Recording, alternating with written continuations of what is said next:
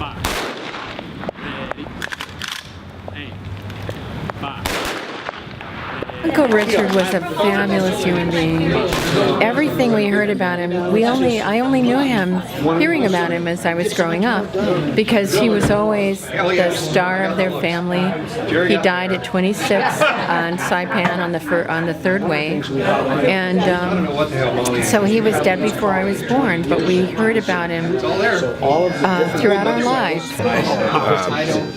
When they landed at Saipan, he was on the troop ship, and they were coming in the amphibious craft, and it became disabled. It hit a coral reef, and they abandoned ship. And there was, the story goes that there was one of the Marines had been wounded and was in the craft, and Uncle Richard went back to help him out of the craft. And everybody else had abandoned ship, and along about that time,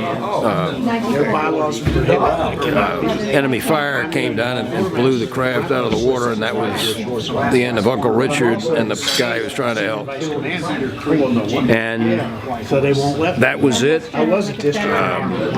He was missing in action for the next 74 years. And then with groups like Kowentai USA, which is from Japan, and Ted Dorsey's Wi-Fi organization. These are veterans advocacy groups.